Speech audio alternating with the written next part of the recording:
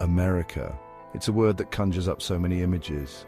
Towering skyscrapers, endless highways, and enough military firepower to make even the most jaded James Bond villain salivate. We're told it's the land of the free, the home of the brave, a shining beacon of democracy. But as we gaze upon this tapestry of power and influence, a crucial question emerges. Is this the benevolent hand of a global guardian, or the iron fist of a nation drunk on its own exceptionalism? America, the world's most powerful nation. But is this power a symbol of justice for humanity or a tool of domination? Let's dive deeper into this question. Let's start with the obvious, shall we? America's military might. We're talking more firepower than a Michael Bay film directed by a coked-up Tony Montana. And where does all that firepower hang out when it's not busy making the world safe for, well, someone? That's right. We're talking about those all-American classics overseas military bases. America has more military bases scattered across the globe than your average toddler has crumbs on a freshly vacuumed rug. We're talking over 800 bases in over 70 countries. The official line is that these bases are there to protect America's interests abroad. But it does make you wonder, doesn't it? Is this about defense, or is it about maintaining a global chokehold on power? And let's not forget the whole elephant in the room situations like Iraq and Afghanistan. Were these tragic chapters in human history a necessary evil in the fight for freedom, or were they a stark reminder of the devastating consequences of unchecked military might? But America's reach extends far beyond the barrel of a gun. They've got a whole arsenal of economic weapons at their disposal, and the weapon of choice for any nation that dares to step out of line? Economic sanctions, baby. When America doesn't like what another country is doing, they hit them where it hurts, their wallets. They slap on sanctions, cutting off trade, freezing assets, and essentially putting a country in a financial headlock until they cry, Uncle Sam. But let's be honest, shall we? These sanctions rarely, if ever, target the fancy-pants politicians who make these policies. No, they hit the average citizen right where it hurts, their ability to afford basic necessities. Take Iran, for example. Decades of sanctions have crippled their economy, making it nearly impossible for ordinary Iranians to put food on the table or afford life-saving medicine. Or how about Venezuela? Another country whose economy has been brought to its knees by US sanctions. Now, call me old-fashioned, but intentionally inflicting pain and suffering on innocent people doesn't exactly scream peaceful diplomacy, does it? Now, let's talk about the United Nations, that supposed bastion of international cooperation and diplomacy. It's like a global dinner party where everyone's invited, in theory. In reality, it's more like America brought the booze so they get to decide who sits at the cool kids' table. And as a founding member and a permanent member of the ever-so-exclusive Security Council, America wields significant influence. But here's the kicker. They also have veto power. That's right, they have the power to unilaterally block any resolution they don't like. It's like having a get-out-of-jail-free card in a game of Monopoly, except in this game, the stakes are a tad higher than fake money and bruised egos. America claims to be a champion of democracy and human rights, but their actions at the UN often tell a different story. Take, for instance, the Israeli-Palestinian conflict. For decades, the US has used its veto power to shield Israel from any real accountability for its actions in the occupied territories. Resolutions condemning Israeli settlements, which are considered illegal under international law, are met with that familiar American veto. Is America truly interested in just and lasting peace in the region, or are they more concerned with protecting their allies, even if it means turning a blind eye to injustice? Let's talk about human rights, shall we? That thing America supposedly champions around the world, but it seems like America's definition of human rights comes with a few asterisks and footnotes. You see, it's one thing to talk the talk, but it's another thing entirely to walk the walk. And when it comes to human rights, well, let's just say America's got a bit of a strut and trip situation going on.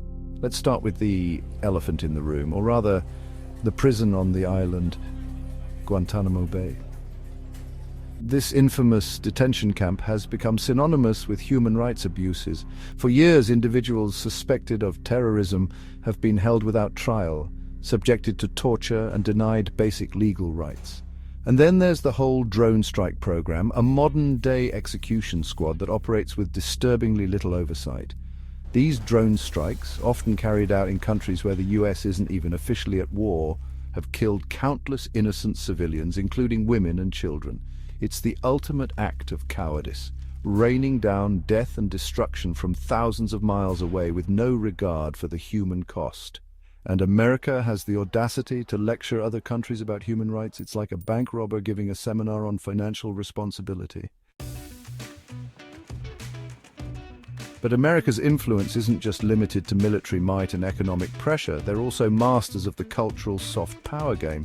Think of it as a global game of cultural telephone where America whispers McDonald's and the world hears cultural homogenization. From Hollywood blockbusters to fast food chains to those ubiquitous blue jeans, American culture has permeated every corner of the globe. Now, on the surface, there's nothing inherently wrong with sharing your culture with the world. But when it comes to America, it often feels less like sharing and more like a full-blown cultural takeover. It's like that friend who comes over to your house and starts rearranging your furniture and telling you what to watch on TV. Hollywood churns out a never-ending stream of action-packed, special effects-laden blockbusters that dominate box offices worldwide. And while there's nothing wrong with a bit of escapism, this cultural dominance can come at the expense of local film industries and cultural narratives. It's like having a buffet where all they serve is pizza and hamburgers. Sure, it's tasty, but after a while you start craving something with a bit more, nutritional value. And then there's the whole digital realm where companies like Facebook, Google, and Amazon reign supreme. America, the self-proclaimed champion of democracy, a beacon of freedom in a world shrouded in darkness. It's a narrative that's been peddled for so long that it's practically become gospel.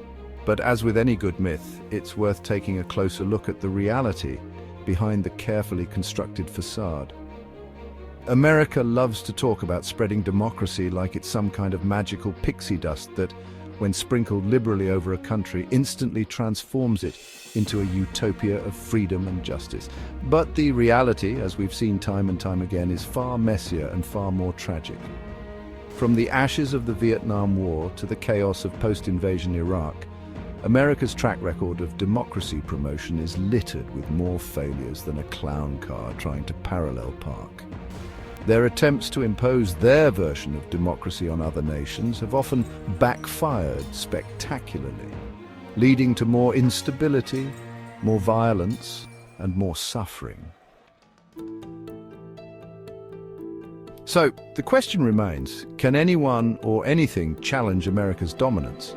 It's a question that's been on the minds of many, from world leaders to everyday citizens who are tired of living under the shadow of the American eagle. Over the years, we've seen countries and organizations try to push back against American hegemony. The formation of the European Union, the rise of China as an economic powerhouse, and the growing chorus of voices demanding a more multipolar world order are all signs that the tide might be slowly turning. But let's be real, folks. Challenging a superpower is no walk in the park. It's like trying to fight a lion with a feather duster. You might ruffle a few feathers, but you're not going to bring down the king of the jungle. But here's the thing, even the most powerful empires eventually crumble. The Roman Empire, the British Empire, the Soviet Union, all behemoths in their own time, and all relegated to the history books. The question isn't if America's dominance will fade, but when and how.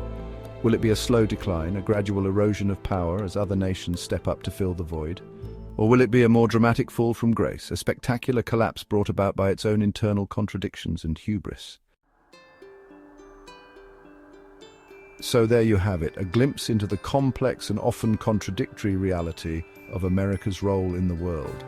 It's a nation that inspires both admiration and resentment, a nation that is capable of great acts of generosity and horrifying acts of violence, often simultaneously. The question of whether America is a force for good or a symbol of domination is not a simple one to answer. It's a question that requires nuance, critical thinking, and a willingness to confront uncomfortable truths, because ultimately the answer lies not in simplistic labels, but in understanding the complex interplay of history, ideology, and self-interest that shape America's actions on the world stage. Share your thoughts with us.